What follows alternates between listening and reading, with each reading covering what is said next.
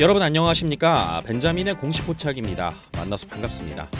오늘은 에코프로 그리고 에코프로 BM 살펴보는 시간을 갖도록 할 텐데요. 최근 들어서 2차 전지에 좀 훈풍이 부나 했었는데 여지없이 이 트럼프의 관세 폭탄 발언 그리고 또 현실화되는 부분 여기에 따라서 무역 전쟁 격화 우려감으로 주가는 또 하락을 했습니다.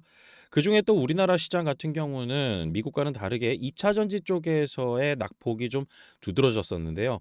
이와 관련해서는 그냥 딱 한 가지 이유만 여러분들께서 생각하시면 됩니다.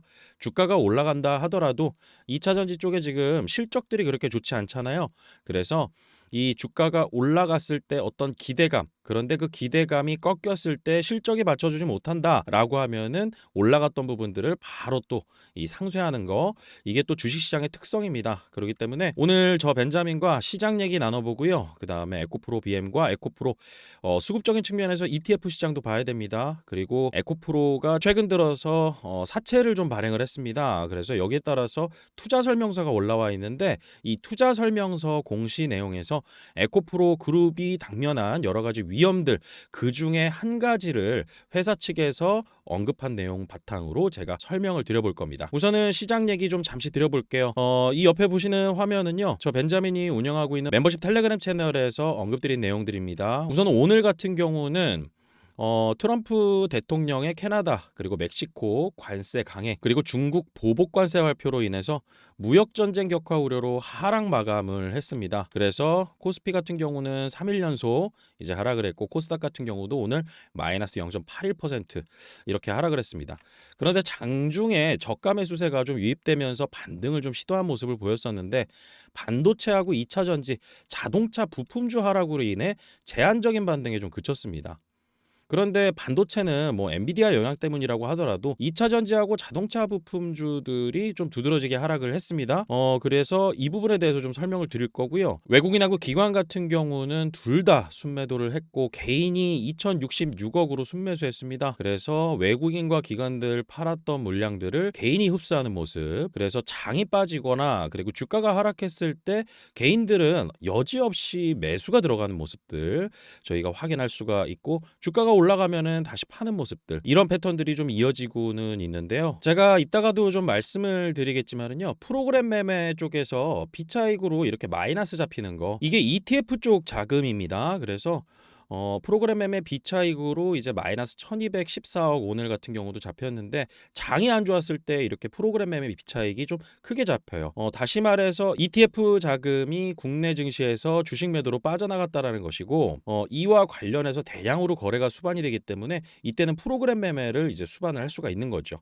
그래서 이 내용도 제가 영상 마지막 부분에 수급적인 부분에서 여러분들 체크해야 되는 테마 펀드들, 테마 ETF, 특히나 2차 전지 관련해서 제가 말씀을 드릴 겁니다. 자, 우선은 옆에 지금 외신 기사인데요.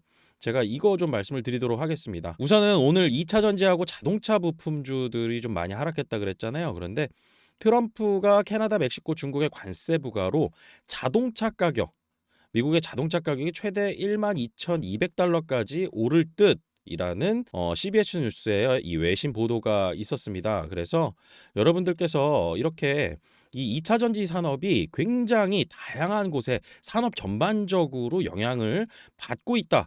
이 부분에 대해서 제가 말씀을 드리는 부분이 있고 그다음에 이 관세라는 게 어떤 영향을 주나요? 결국 수입 물가 상승에 영향을 주잖아요. 그래서 완성차를 만들 때 부품들이나 이런 것들을 대부분 자체 조달하는 게 아니라 원가 경쟁력이 있는 그러한 나라에서 교역을 통해서 가져와서 자동차를 조립해서 만들게 됩니다. 그런데 그런 부품들의 관세가 부과된다. 그리고 배터리 같은 경우는 사실 엄밀히 얘기하면 현지화가 지금 어느 정도 이 북미 시장이랑 글로벌 시장에 되어 있기 때문에 이런 부분들에 대한 우려 그렇게 크게 갖지는 않아도 되지만은 이게 자동차 업계하고 같이 맞물려 있잖아요. 그러다 보니까 같이 빠진 겁니다. 그래서 이 기사 내용을 다 말씀드리려는 건 아니고 중요 내용만 말씀드린다라고 하면은 캐나다와 멕시코산 제품에 대해서 25% 관세와 중국산 수입품에 대해서 10% 추가 관세로 인해서 일부 모델의 자동차 가격이 최대 12,200달러까지 오를 수 있다라는 발표 여기에 따라서 저희가 중요하게 봐야 되는 부분은 수입 물가 상승으로 제품의 가격이 상승한다. 그런데 그게 내구재인 자동차이다.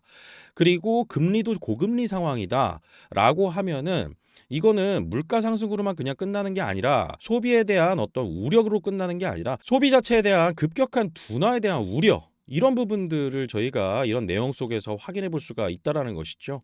그렇기 때문에 오늘 시장에서도 부품주 관련주 부품주 같은 경우 2차전지 관련주 같은 경우들 이렇게 주가 낙폭이 좀 두드러졌었고요. 그래서 이 트럼프의 발언 한마디 한마디가 굉장히 전 세계 증시의 자금의 이동에 영향을 크게 끼치고 있는데요. 더 중요한 거는 이제 채권 시장 봐야 됩니다.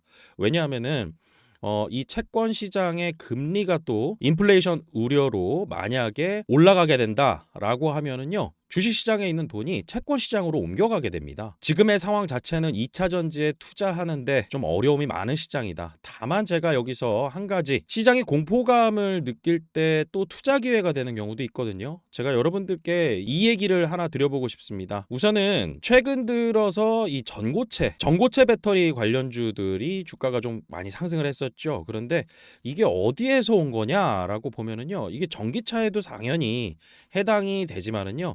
이 로봇 시장이 열리려면 뭐가 또 발전이 돼야 되죠? 바로 AI입니다. AI가 발전이 돼서 이제 로봇으로 소비자가 직접 사용하는 이 어플리케이션 형태로 저희는 로봇을 사용하고 여기에 대한 소비가 바로 기업의 실적으로 이어지는 거죠. 그런데 이 로봇에 들어가는 이 배터리, 로봇이 수소연지 연료를 지금 당장 쓸 수는 있는 거는 아니잖아요.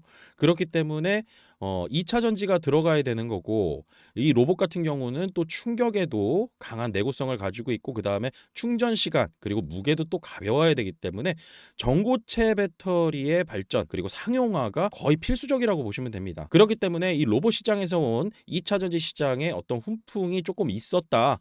그런데 2차 전지 시장의 대부분 이 기업들 같은 경우 최근 들어서의 실적 굉장히 안 좋았었습니다. 그런데 이런 상황에서 증권사 리포트들은 막 쏟아져 나오기 시작했었어요.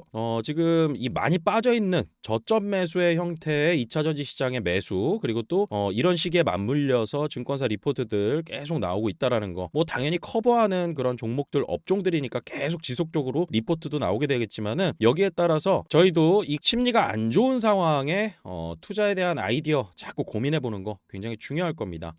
그래서 이 2차 전지 관련된 부분에 있어서 앞으로 로봇 시장 굉장히 또 2차 전지 시장의 어떤 시장 파일을 더 늘릴 수 있는 그런 어플리케이션 시장이 될 거고 이거 이외에 제가 예전에도 말씀드렸다시피 도시항공 모빌리티 쪽도 있고요. 그다음에 파생되어서 나갈 수 있는 부분이 많습니다. 산업용으로도 또 늘어날 가능성 상당히 잠재되어 있고 이 이외에도 저희는 모니터링할 부분들 투자에 대한 아이디어 생각해 볼 부분들이 상당히 많이 녹아 있는 그런 시장이다. 그래서 에코프로 그룹을 제가 또 말씀드리는 이유가 있는데요. 우선은 최근 들어서 사채 발행하면서 이렇게 투자 설명서 나왔습니다. 그러면은 여러분들이 정기 보고서 나왔을 때도 꼭 확인해 보시면 좋은데 이렇게 투자 위험 요소 있잖아요. 이 부분을 좀 잘 보시면 좋아요.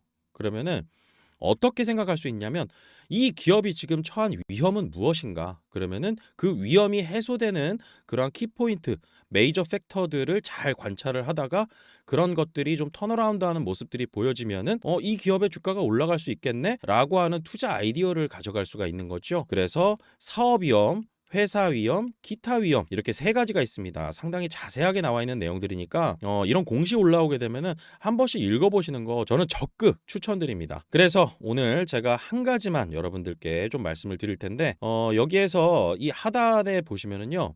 그 전까진 좋았다. 2차 전지 시장 업황도 좋고 그 다음에 기업의 실적도 괜찮았었다. 그런데 23년도 4분기 이후 양극재 사업의 판매량 감소 이 판매량 감소라는 부분 여러 가지 이유들이 있었죠. 우선은 뭐 신차 모델의 기술적인 한계들도 있었고 그다음에 화재라는 부분들, 충전 인프라의 부족 이런 부분들이 계속 문제시 되어 왔었습니다. 그런데 충전 인프라는 지금 계속 늘어나고 있는 상태이고요. 점점점 이 충전에 대한 편리함은 늘어날 예정입니다. 그런데 중요한 거 실적이란 부분에 있어서 제가 아까도 말씀드렸다시피 기업의 주가가 상승했다가 이 하락하는 부분에 있어서는 항상 이 받쳐주는 게 펀더멘탈이다. 그런데 판매 단가 하락에 따라서 매출 성장세가 둔화되었고 원재료 가격 하락에 따른 재고 평가 손실 이런 것들로 인해서 기업의 실적이 굉장히 악화가 되었다라는 거고 이 내용 딱 두 가지만 본다라고 하잖아요. 그러면은 원인은 딱 한 가지입니다. 그게 바로 뭐냐면은요. 광물 가격의 하락이에요. 그래서 최근 들어서 이 리포트들 좀 확인해 보면은요. 이 광물 가격이 실질 소비에 따른 어떤 반등이 일어나는 부분 여기에 대한 언급들이 나오고 있고요. 그다음에 최근 들어서 앨범알 같은 경우 리튬 기업의 이제 강자죠. 그래서 미국의 상장 회사인 앨범알이라는 회사가 있습니다. 그 기업에서도 리튬 가격 전망 어떻게 되냐 이렇게 이 Q&A 시간이 있어서 그런 질문 내용이 나왔었는데 지금 너무 리튬 가격이 하락을 해서 영세한 기업들 그리고 후발주자들 이런 쪽들이 좀 도산할 위기 여기에 직면해 있다. 그래서 그런 기업들이 하나둘 떨어져 나가게 되면은 다시 상승할 수 있는 가능성을 열어두고 있다.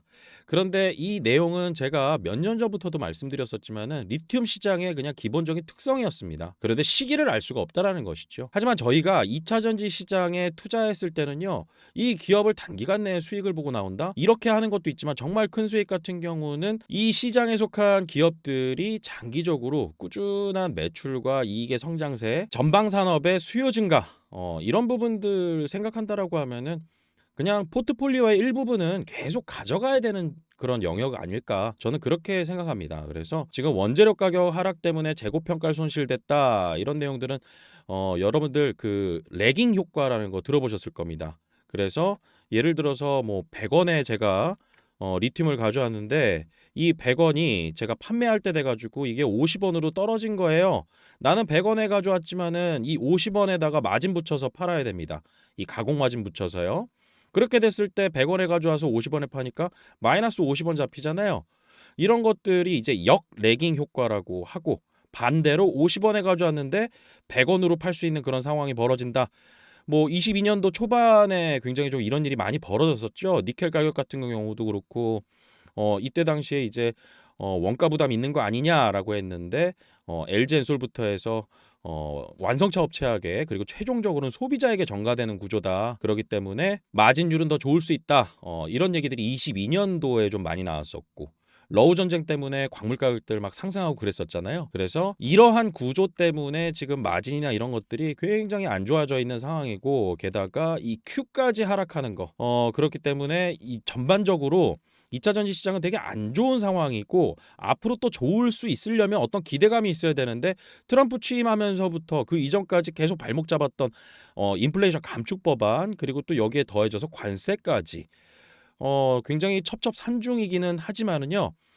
저는 이 트럼프가 이 인플레이션 감축 법안 같은 경우는 폐지하기 상당히 어려운 지금 입장에 놓여져 있을 거다 이렇게 생각이 들고 관세 같은 경우도 동맹국인 어떤 캐나다나 멕시코한테 가장 가까운 나라인 이런 나라들에게 벌써 부담시킨다라고 하는 것 자체가 협상 카드로 활용하는 거거든요. 그래서 마약 문제 관련해 가지고 계속 요청하는 부분들이 있었는데 자기가 원하는 그런 결과물이 안 나오니까 여기에 대해서 충격이 있더라도 저렇게 관세를 이제 현실화시키는 이런 모습들을 보여주면서 이렇게 주가가 하락했던 것들. 그리고 또 하나가 있습니다. 대규모 설비 투자 에코프로 그룹 같은 경우는요. 매출의 가이던스부터 해서 생산 캐파 같은 경우도 양극재 소재 업체 중에 가장 높습니다.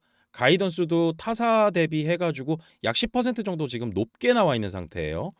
그리고 대규모 설비 투자 같은 경우는 북미 공장부터 해서 유럽 공장까지 해서 계속 설비 투자 늘려나가는 거. 그런데 여기에 따라서 공장 짓게 되면은 감가상각비를 회계적으로 인식하잖아요. 그렇기 때문에 매출 원가의 급격한 증가로 이어질 수 있다. 그렇기 때문에 실적이 좀 안 좋아질 수 있다. 하지만은 결국에 이런 부분들 같은 경우는 시장에서 어느 정도 반영하는 부분입니다. 그렇기 때문에 앞으로 기대감을 줄 수 있는 그러한 위협 요인의 제거 그리고 그런 리스크 요인들의 해소 이런 부분들을 저희는 키포인트로 좀 봐야 될 것 같습니다. 자, 그래서 광물 가격 같은 경우도 그냥 눈으로 보이죠. 이렇게 이렇게 쭉 하락해서 살짝 올라가는 듯 하더니 24년도에 이때 또 전구체 기업들 좀 괜찮았습니다. 니켈 가격 올라간다라고 하면은 전구체 기업들 마진율 높아지고요. 그다음에 리튬 가격 올라간다라고 하면은 양극재 기업들, 그리고 이런 기준으로 바라보셔도 어느 정도 무방합니다. 결국엔 다 연결되어 있지만은 이 니켈 가격 같은 경우도 지금 거의 뭐 재고 늘어나는데 거의 뭐 바닥을 지금 기고 있습니다. 그래서 추가 하락이라는 부분이 더 일어나지 않는다면 결국에는 역레깅 효과 같은 경우도 좀 제한적이고, 다만 25년 상반기까지 해서 재고 자산 평가 손실이 자꾸 인식되는 이런 것들은 당분간 좀 이어질 가능성도 좀 열어두고 있어야 된다. 그리고 리튬 같은 경우는 한번 보세요. 지금 하반 경직돼서 그냥 플랫하게 지금 계속 움직이고 있습니다. 그래서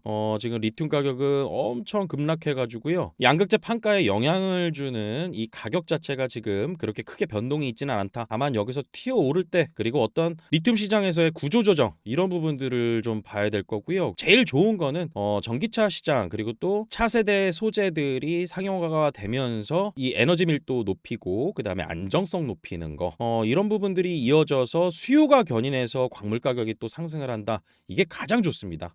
그런데 지금은 좀 안 좋은 상황이다.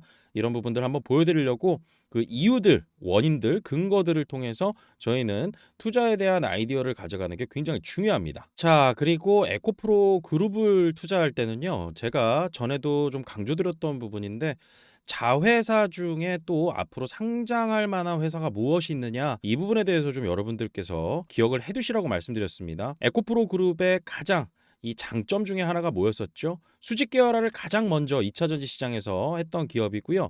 그 수직 계열화에 있어서 에코프로 그룹 자체가요, 어디에 특화되어 있느냐? 바로 양극재 만드는 데 특화되어 있습니다. 그렇기 때문에 실질적으로 에코프로 같은 경우는 전방 고객사가 결국 배터리를 만드는 셀 메이커 회사잖아요.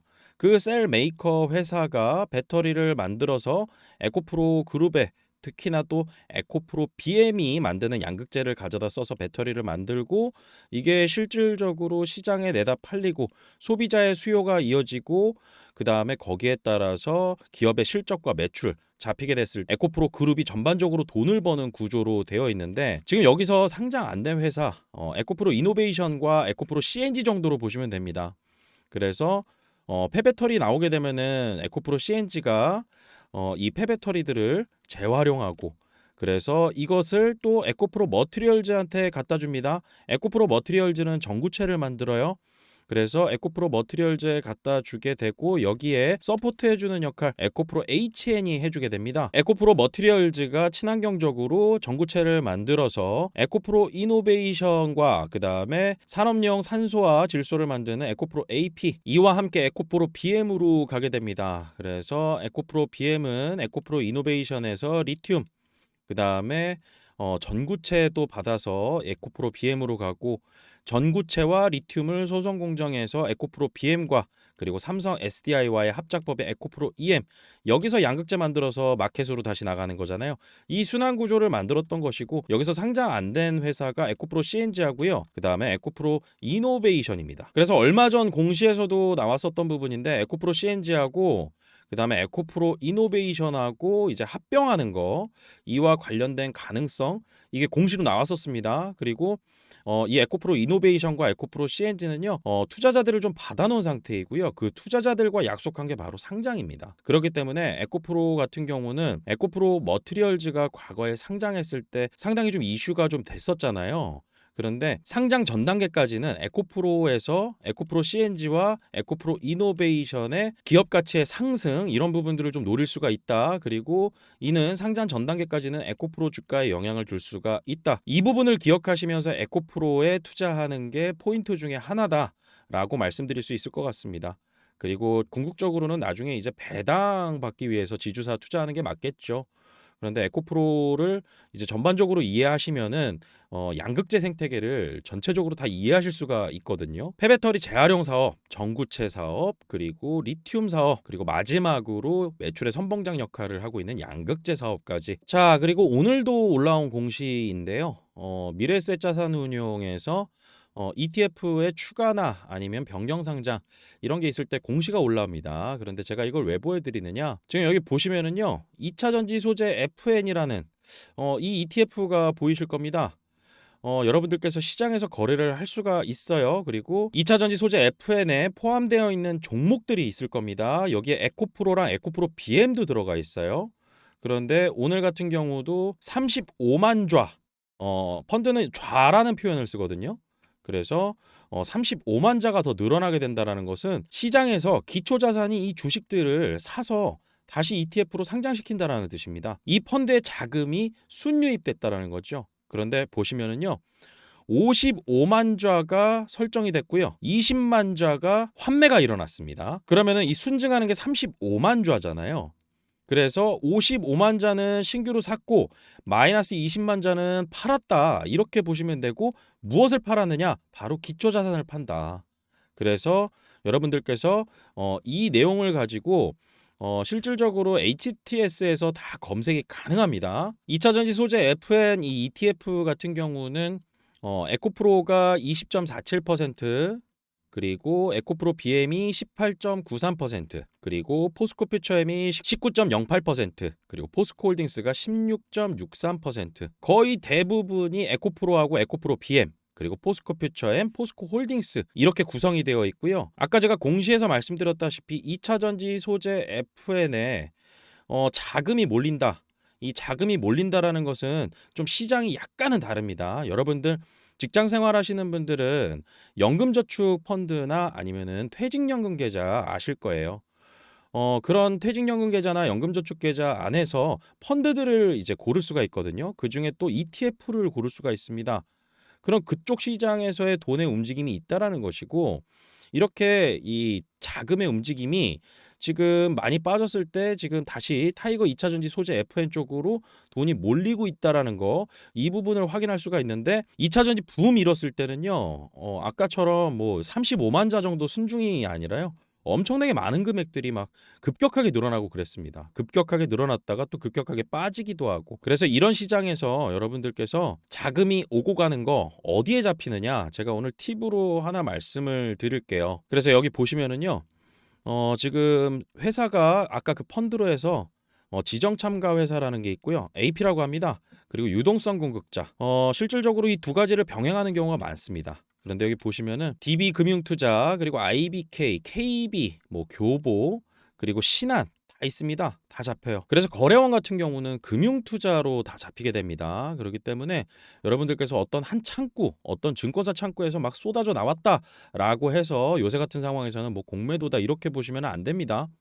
그래서 저렇게 지정 참가 회사 AP라고 하는 곳에서 신규 설정 및 환매를 담당합니다. 말 그대로 운용사 측에서 환매를 요청한다라고 하면은 기계적으로 그 안에 있는 기초 자산들 있죠. 에코프로, 에코프로 BM, 포스코 퓨처엠, 포스코 홀딩스 이런 종목들을 기계적으로 팔아야 되고, 설정이 엄청나게 많이 늘어난다라고 하면 기계적으로 또 사는 시장입니다. 그래서 지수를 추정하는 패시브 ETF이기 때문에 저렇게 금융 투자에 지정 참가 회사가 저렇게 라인업이 되어 있고, 저런 쪽에서 매수매도 일어나는 거, 금융 투자 들어온다라고 해가지고 여러분들께서 이 기업이 앞으로 좋아지겠네라고 생각하시면은 안 되고요. 기계적으로 매수매도하는 이러한 자금도 있다. 그래서 좀 매매 전략 가지고 들어온다라고 하면은 투신하고 사모펀드 쪽, 그다음에 연기금 쪽 이렇게 좀 보시면 될 것 같습니다. 보험사도 좀 봐야 되는데 그렇게 금액이 뭐 그렇게 크게 왔다 갔다 하지 않는다라고 하면 투신하고 사모펀드 쪽 좀 관심 있게 보셔야 된다. 이거를 좀 말씀드리고요. 이러한 수급 구조의 영향으로 ETF 시장에서 이 에코프로가 포함된 ETF들이 어떤 종목들이 있는지 이런 것들은 좀 확인할 필요가 있습니다. 그래서 여기 보시면은 2차 전지 산업, 삼성 자산운용 거죠. 그리고 에이스 코스닥 150. 당연히 뭐 코스닥에서 시가총액 비중이 높다 보니까 코스닥 지수에 편입되어 있는 펀드들. 그런데 2차 전지 쪽으로 보면 굉장히 많이 이제 포함이 되어 있죠. 그래서 2차 전지 소부장부터 해서 이거는 신한자산운용입니다. 그래서 여러 운용사들이 2차 전지 관련된 주식들을 바탕으로 이 ETF가 만들어져 있다. 그리고 여기에 자금이 갑자기 어떤 곳에서 급격하게 쏠려가지고 들어온다라고 하면은 그 기업의 주식을 살 수 있다라는 것이고, 이는 곧 주가 상승으로도 연결될 수 있는 가능성 열어둘 수 있다라는 것이죠. 그래서 에코프로 BM 같은 경우도 코덱스 2차전지 산업, 2차전지 소재 FN 같은 경우도 그렇고요. 굉장히 많은 비중으로 만들어진 ETF가 있다. 그런데 그 ETF의 신규 설정, 다시 말해서 자금이 유입된다라고 하면은 주목해 볼 필요도 있다라는 것입니다. 이런 내용들을 바탕으로 매매에 대한 시점을 포착하는 그런 자료, 보조지표를 하나 만든 게 있습니다. 그래서 이 보조지표 같은 경우는 실질적으로 매수 매도할 때 참고하고 사용될 예정인데요. 멤버십 텔레그램 채널에서는 지금 공유를 드려놨습니다. 그래서 이 내용 자체가 어떤 의미냐? 그냥 쉽게 2차전지 ETF에 자금이 만약에 유입된다. 그런데 그 자금이 좀 강도가 있어야 될 거 아니겠어요? 전체 자산이 100인데 여기에 1 들어와 봤자 미미하잖아요. 그렇기 때문에 이렇게 좀 크게 들어오는 것들, 매수 강도가 높은 거, 그리고 추세가 이어지는 부분들, 이런 것들 바탕으로 좀 통계를 내보고요. 여기서 신뢰 수준 95%로 플러스 마이너스 2 표준 편차로 유익 강도를 계산을 했을 때, 이 벗어났을 때 있죠, 이 점선을 벗어났을 때, 이 점선을 벗어나는데 그 위에 매수가 많지 않고 유익 강도가 크지 않고 크게 2번 일어났을 때는요, 거의 뭐 꼭지점일 가능성이 있다. 이때는 매도를 하는 게 맞다. 그리고 실질적으로 이 5년치 데이터를 제가 합산해 가지고 지금 산출한 거거든요. 이걸 좀 자세하게 보면은요, 최근 들어서 유익 강도가 다시 또 높아지고 있습니다. 그래서 삐져나오고 있어요. 이걸 봤을 때는 ETF 자금의 과매수와 과매도, 이런 부분들을 좀 판단을 할 수가 있습니다. 그래서 그 다음 부분으로 제가 한번 확인했던 것들이 있는데, 플러스 마이너스 2 표준 편차 돌파했을 때 주가 변화, 플러스 2를 돌파했을 때보다 마이너스 2 표준 편차를 하향 돌파했을 때가 주가 상승이 더 높습니다.